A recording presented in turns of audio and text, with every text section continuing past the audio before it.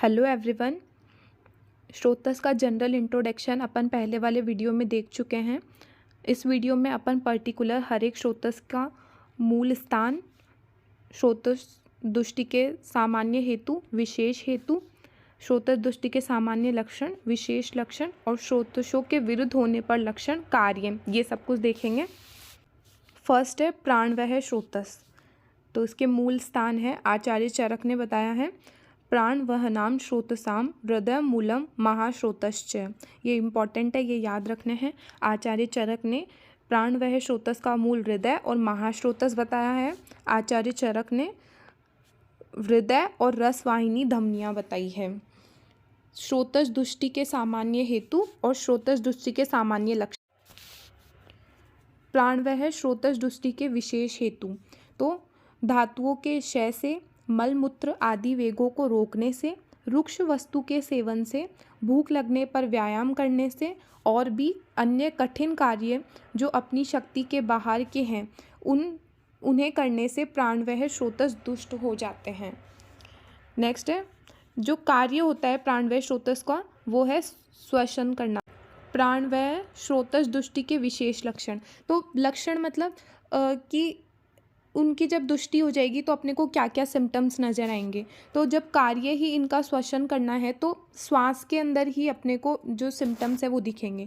तो श्वास अधिक निकलना, कुपित, थोड़ा थोड़ा, बार बार शब्द, सूल के साथ श्वास लेते हुए मनुष्य को देखकर इस मनुष्य के प्राणवह दुष्ट हो गए हैं, ऐसा समझना चाहिए। नेक्स्ट है प्राणवह श्रोतसों के विरुद्ध होने पर लक्षण, तो आक्रोश, विनम मतलब झुकना, मूर्छा, भ्रम, कंप और मृत्यु। सेकंड है उदक वह श्रोतस। उदक वह नाम श्रोतसाम तालु मूलम क्लोम च।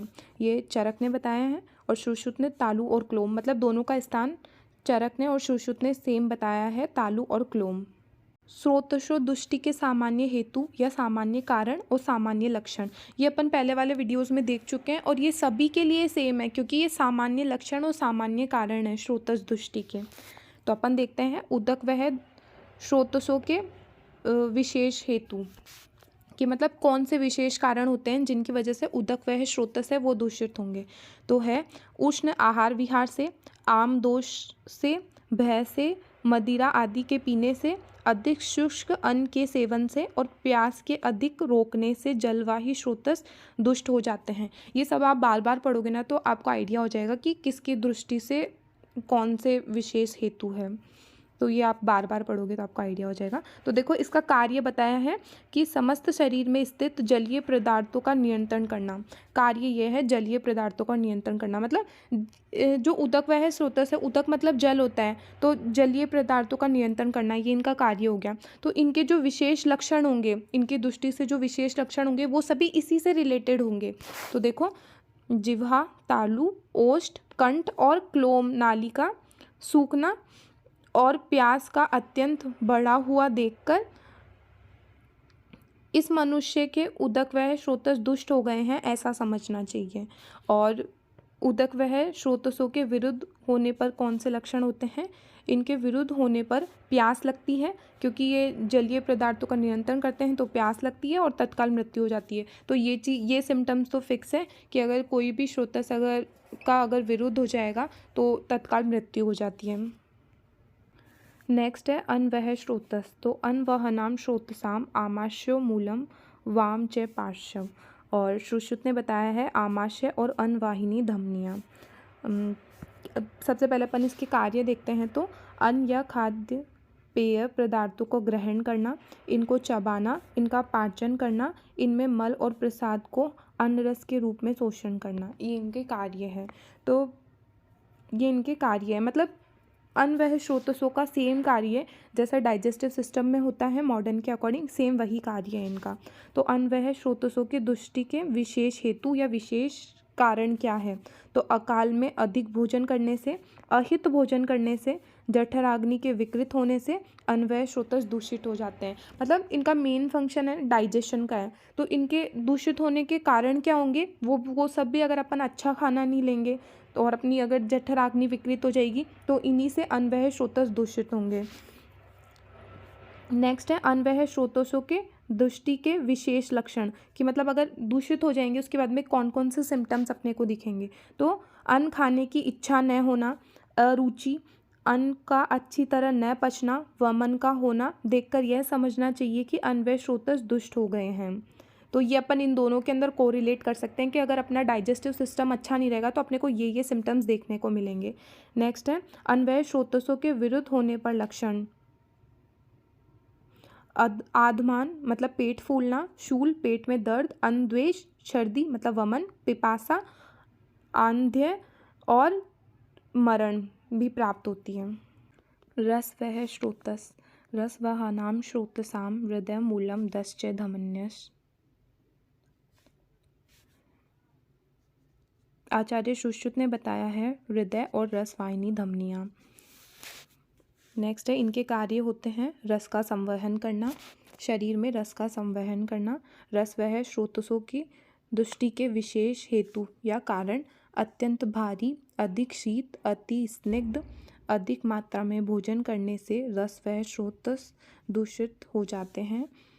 रस वह स्रोतस दुष्टि के विशेष लक्षण, तो भोजन में इच्छा न होना, अरुचि, शरीर में गुरुता, तंद्रा, अंगमृदन, ज्वर, नेत्र के सामने अंधकार सा प्रतीत होना, पांडुरोग, नपुंसकता, शरीर में शैथिल्य, अंगों में कृष्णता, अग्नि का नाश, बिना अवस्था के ही शरीर में झुर्रियाँ पड़ना, बालों का भी पक जाना। ये सारे लक्षण है ना रस के क्षय और वृद्धि के लक्षण हैं जो आपने ना धातु में पढ़े होंगे।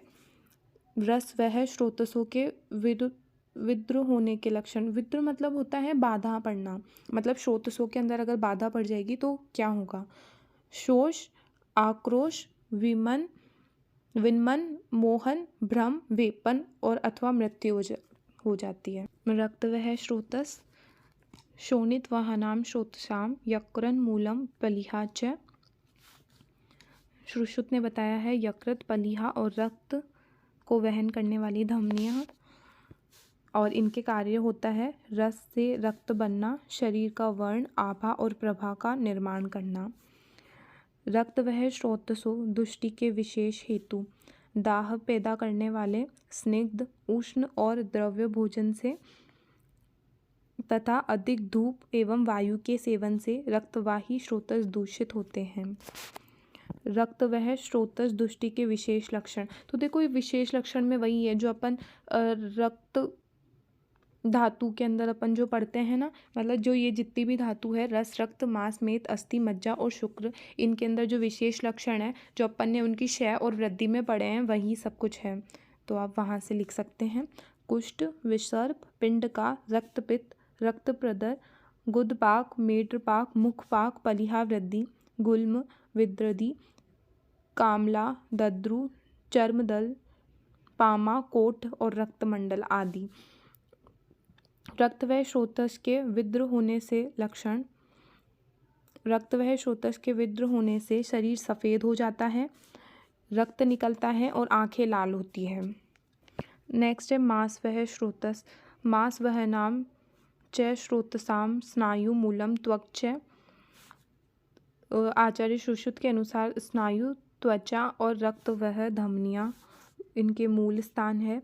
मांस वह स्रोतसों दुष्टि के विशेष हेतु, अभिसंधि, स्थूल, गुरु भोज्य पदार्थों के सेवन से और भोजन करने के बाद तत्काल दिन में सोने से मांस वह स्रोतस दुष्ट हो जाते हैं। तो ये याद रखना, भोजन करने के तत्काल बाद सोने से मांस वह स्रोतस दुष्ट हो जाते हैं। मांस वह स्रोतस दुष्टि के विशेष लक्षण, तो अधिमास, अबुद्र, मांसकील, गलशुंडी, पूतिमास, गंडमाला और उपजिह्वा आदि। मांस वह स्रोतसों के विद्रोह होने पर लक्षण, इन्हें विद्रोह होने से सूजन, मांसोष, शिरा ग्रंथि और मृत्यु हो जाते हैं, और इनका कार्य है लेपन करना। मांस का कार्य अपने को पता है लेपन करना। नेक्स्ट है मेदो वह स्रोतस, मेदो वह नाम स्रोतसाम वृक्को मूलम वपावहनम च।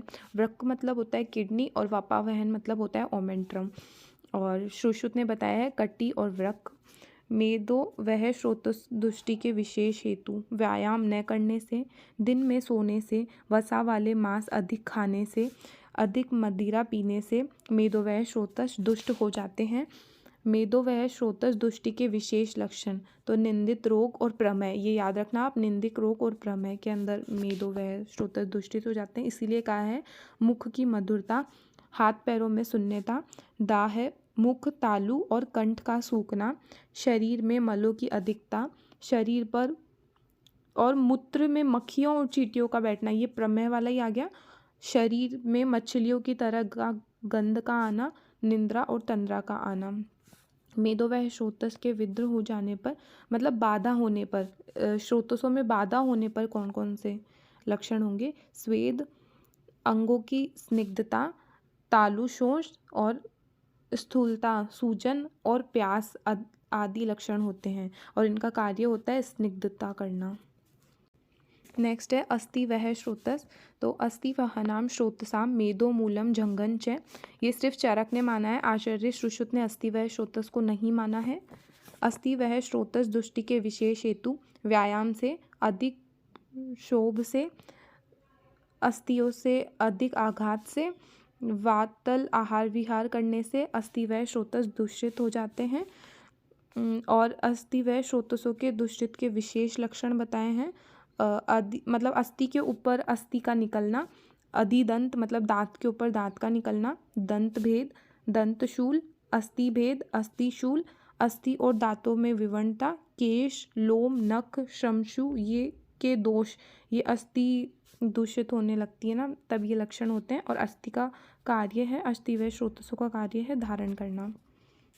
नेक्स्ट है मज्जा वह स्रोतस, मज्जा वह नाम स्रोतसाम अस्तिनी मूलम संध्याश्च, और सुश्रुत ने मज्जा वह स्रोतस को नहीं माना है। मज्जा वह स्रोतस दुष्टि के विशेष हेतु कफ के भर जाने से, चोट लगने से, दब जाने से, कुचल जाने से, विरुद्ध आहार विहार के सेवन से मज्जा वह स्रोतस दूषित हो जाते हैं। मज्जा वह स्रोतस दुष्टि के विशेष लक्षण, शरीर में ग्रंथियों में वेदना, चक्कर आना, मूर्छा, आंखों के सामने अंधकार के न रहने पर भी अंधकार का दिखाई पड़ना, पाँवों के स्थूल मूल वाली फुंसियों का दिखाई पड़ना, और अस्थियों का पूर्ण करना, अस्थियों को पूर्ण करना, ये मज्जा वह स्रोतस का कार्य है। नेक्स्ट है शुक्र वह स्रोतस, शुक्र वह नाम स्रोतसाम वृष्णो मूलम शेफश्च, और आचार्य सुश्रुत ने बताया है 2 स्तन और 2 वृषण। शुक्र वह स्रोतस दुष्टि के विशेष हेतु शुक्र का वेग रोकने से, अकाल में और अयोनि में मैथुन से, अधिक मैथुन से, शुक्रवाही स्रोतस पर शत, क्षार और अग्नि के लग जाने से। नेक्स्ट है शुक्र वह स्रोतस दुष्टि के विशेष लक्षण, तो नपुंसकता, मैथुन में उत्साह का न होना, यदि संतान होती है तो वह रोगी होता है। शुक्र वह स्रोतस के विद्रोह होने से लक्षण, देर से शुक्र का प्रक्षेप होना, अर्थात वीर्य का क्षीण होना और शुक्र का रक्तयुक्त होना। और कार्य होते हैं इनका, शरीर में शुक्र का कार्य गर्भ की उत्पत्ति करना है। शुक्र से मनुष्य शरीर में शूरता, शीघ्र पतन, स्त्री में आसक्ति, शरीर में उत्साह, कार्य करने में प्रवृत्ति लाना, स्त्रियों के प्रति अत्यधिक इच्छा उत्पन्न करना और गर्भ उत्पत्ति आदि कार्य होते हैं। नेक्स्ट है मूत्र वह स्रोतस, मूत्र वह नाम स्रोतसाम बस्ती मूलम वृष्णोश्च, और आचार्य सुश्रुत ने बताया बस्ती और मेढ्र।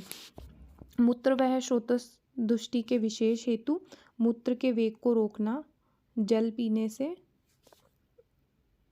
भोजन करने से, मैथुन करने से, बार बार मूत्र के वेग को रोकने से, शरीर के अधिक क्षीण होने से, मूत्रवाही स्रोतस पर आघात होने से मूत्रवाही स्रोतस दुष्ट होते हैं। मूत्रवाही स्रोतस दुष्टि के विशेष लक्षण, मूत्र का अधिक आना, रुक रुक कर आना, विकृत मूत्र आना, थोड़ा थोड़ा बार बार शूल के साथ गाढ़ा मूत्र निकलते देखकर मूत्रवाही स्रोतस दूषित हो गए हैं ऐसा समझना चाहिए। मूत्रवाही स्रोतस के विद्ध होने के लक्षण, बस्ती फूलती है, मूत्र रुकता है और मूत्रेंद्रिय स्तंभ होती है। कार्य, मूत्र की उत्पत्ति करना, संचित करना और उसे मल के रूप में शरीर से बाहर निकालना आदि कार्य होते हैं। नेक्स्ट है पुरीश्वः श्रोतस्। पुरीश्वः नाम श्रोतसाम पक्वाशो मूलम स्थूल गुद चैम। तो और सुश्रुत ने बताया है पक्वाशय मूलम और गुद, मूल पक्वाशय और गुद। पुरीश्वः श्रोतस्, पुरीश्वः नाम श्रोतसाम पक्वाशो मूलम स्थूल गुद च। और सुश्रुत ने बताया है पक्वाशय और गुद।